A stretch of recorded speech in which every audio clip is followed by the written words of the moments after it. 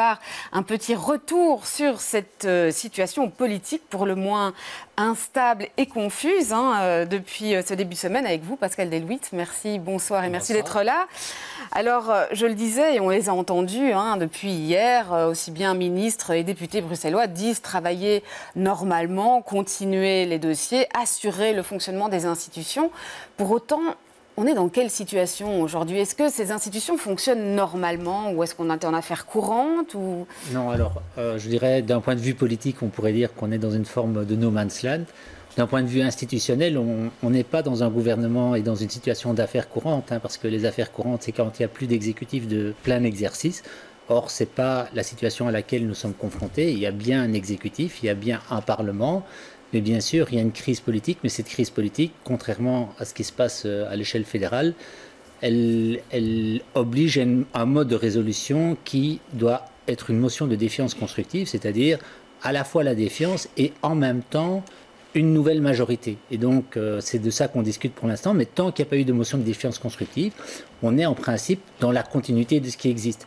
Mais dès lors qu'il y a défiance entre partenaires, bien sûr, il est très difficile de travailler normalement. Ouais, Même si à Bruxelles, on voit que, je dirais, le schéma institutionnel est un peu moins affecté que le schéma institutionnel à la région Wallonne ou à la Fédération Wallonie-Bruxelles. Oui, parce qu'effectivement, on peut se demander quelle est l'ambiance, finalement, entre ces ministres CDH, PS et DEFI, qui sont dans une situation qui, c'est vrai, et Vervoort, en tout cas, le disait, se sentent un peu victimes collatérales, finalement, de ce qui a été décidé par Benoît Lutgen. Juste une petite parenthèse pour qu'on comprenne bien, par rapport à ce que vous disiez sur cette motion de méfiance constructive, le constitutionnaliste Francis Delperret avait une autre interprétation. On lui disait que cette motion de défiance n'était finalement pas nécessaire.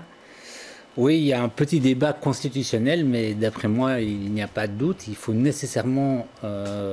donc le gouvernement ne peut pas tomber et que ça nous mène vers l'organisation d'élections anticipées. On est vraiment dans une dynamique de législature. Il n'y a pas d'élections anticipées qui sont programmables. Et donc, le plus logique est effectivement d'aller vers une motion de défiance constructive. À tout le moins, on ne peut pas avoir une motion de défiance sans qu'il y ait une alternative. Une majorité alternative. Alors, avant d'en arriver à ces différentes majorités possibles qui se profilent, vous le disiez, cette situation complètement inédite. Et combien de temps est-ce qu'elle est tenable? Parce qu'il faut bien que les dossiers aussi avancent. Alors, il n'y a pas de réponse, puisqu'on expérimente la situation, on n'a pas de précédent. En 1997-1998, Charles-Ferdinand Nothomb avait imaginé déjà pouvoir faire un basculement d'alliance, mais ça n'avait été nulle part, ça n'a pas été même annoncé publiquement. Ici, on est dans une situation inédite, puisque c'est annoncé publiquement, et donc chacun tâtonne, puisqu'il vit en direct la situation. Alors, formellement, il n'y a pas de date, c'est-à-dire que tant qu'il n'y a pas de motion de défiance, les choses continuent à fonctionner comme si rien ne se passait. C'est-à-dire que le gouvernement peut effectivement se réunir, le Parlement et les commissions parlementaires peuvent effectivement se réunir, des ordonnances au niveau de la région de Bruxelles-Capitale ou des décrets au niveau de la région Wallonne et de la Fédération Wallonie-Bruxelles peuvent être votés, mais politiquement, bien sûr, on n'imagine pas que ça va fonctionner comme ça. Non seulement, surtout bien sûr... surtout pour les dossiers qui demandent des arbitrages. Voilà, il y a des dossiers d'arbitrage extrêmement complexes, il y a des dossiers en matière des correctifs budgétaires, des budgets à voter. C'est des choses dont on imagine que...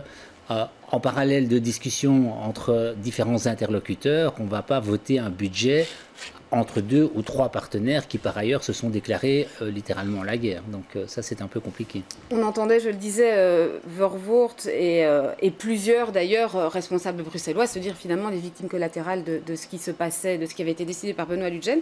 Est-ce que tout concentré qu'il était sur la région Wallonne et sur la Wallonie, Benoît Lutgen a complètement ignoré Bruxelles ? Mais je dirais attentivement, quand on l'écoute attentivement dans sa déclaration, oui et non.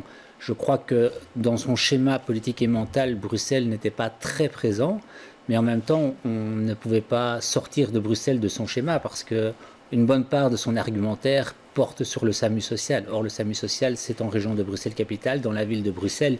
Donc, on n'imaginait pas qu'ils disent le SAMU social, enfin, le SAMU social est un peu la goutte qui fait déborder le vase. Et donc, je défais les alliances en région wallonne, j'essaie de défaire les alliances en région wallonne, en Fédération Wallonie-Bruxelles, et je laisse tranquille la région de Bruxelles-Capitale. Ça, c'est pas imaginable. Mais en même temps, on a aussi un peu le sentiment que sa réflexion sur les conséquences était plus avancée sans doute pour la région wallonne et la Fédération Wallonie-Bruxelles que pour la région de Bruxelles-Capitale.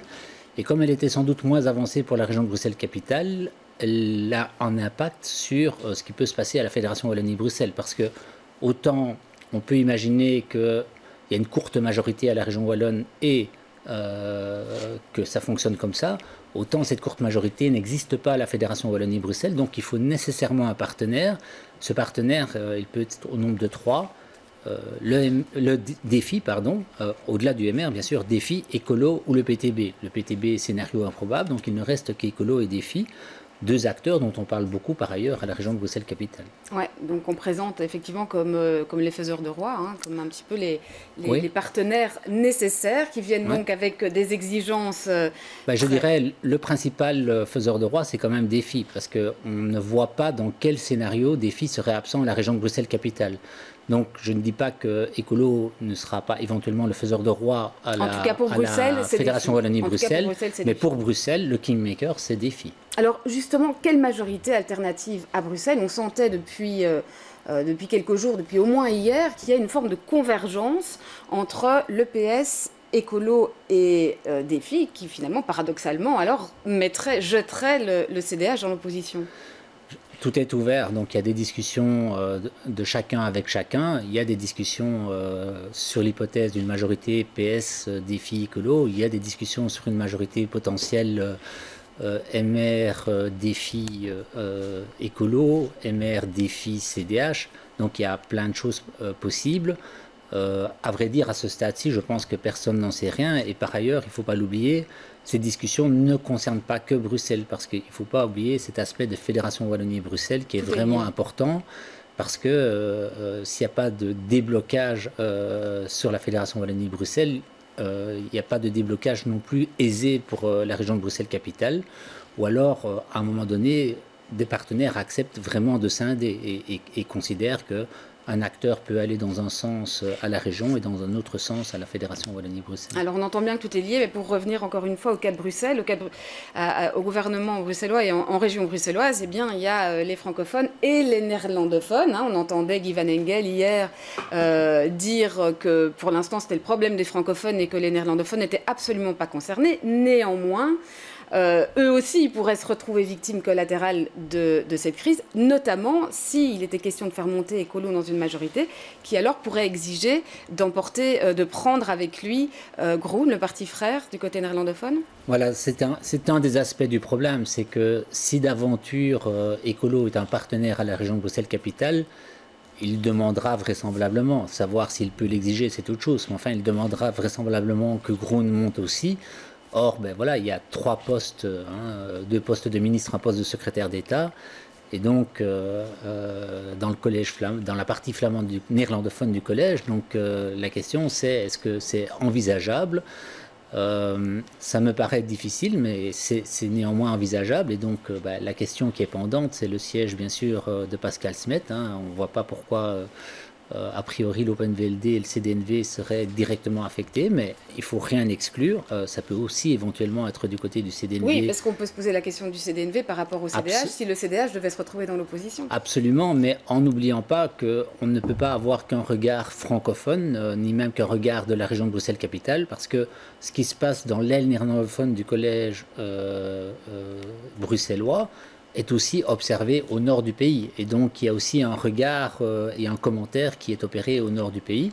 Donc, c'est vrai qu'il pourrait y avoir un jeu qui, d'une position centrée sur la Wallonie, dans le chef de Benoît Lutgen, a un effet collatéral sur la majorité francophone à Bruxelles, qui elle-même a un effet collatéral sur la dimension majorité néerlandophone à Bruxelles, qui elle-même va introduire des discussions dans les partis néerlandophones. Ouais, et donc la question va un peu au nord du pays également. Ouais, donc des effets en chaîne, effectivement, qui finalement concernent vraiment tout le monde. Et au fond, finalement, avec quelles conséquences pour le CDH lui-même? Puisqu'on entend des voix discordantes. Alors pour l'instant, très timide. On a entendu notamment le bourgmestre de Jette, Hervé Doyen, qui lui, dès le début, a parlé d'un coup de poker et a expliqué que ce n'était pas sa manière de voir les choses.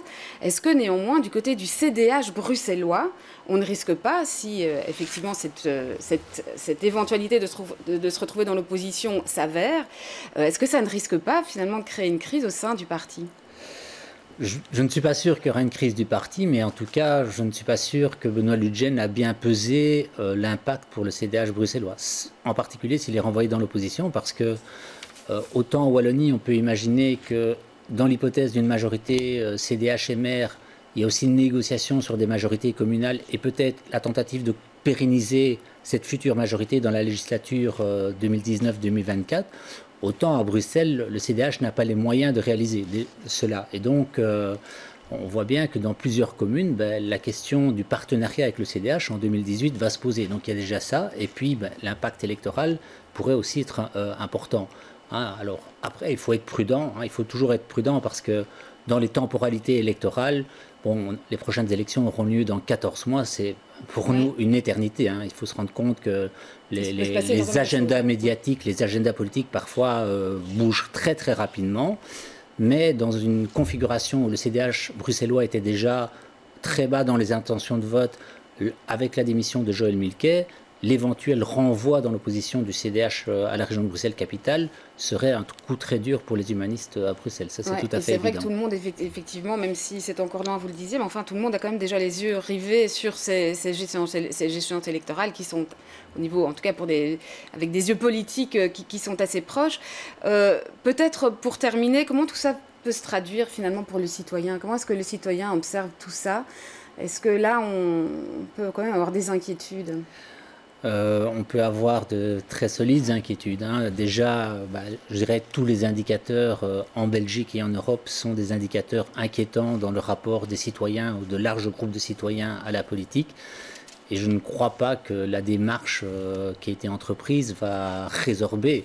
Alors après, néanmoins, il y a une chose qu'on doit observer, c'est que indépendamment de cette crise politique, il y avait des démarches entreprises pour essayer d'avancer dans des formes de rapprochement, et notamment toute la thématique du décumul, qui est une thématique importante. Il y a un début de réflexion aussi sur le nombre de cumuls dans le temps, un début de réflexion sur la possibilité d'associer des citoyens à d'autres moments que les moments électoraux. Mais néanmoins, dans une séquence depuis 6 mois certainement, on n'a certainement pas résorbé des écarts entre le citoyen et la politique, sachant qu'une partie de ces écarts porte aussi sur les politiques publiques et que la défiance s'exprime aussi dans des politiques publiques et qui ne sont pas spécialement des politiques publiques à l'échelle communale, régionale, parfois à l'échelle fédérale, donc ça dépend un peu, mais je crois que sous cet angle-là, aucun acteur politique n'aura gagné de cette crise.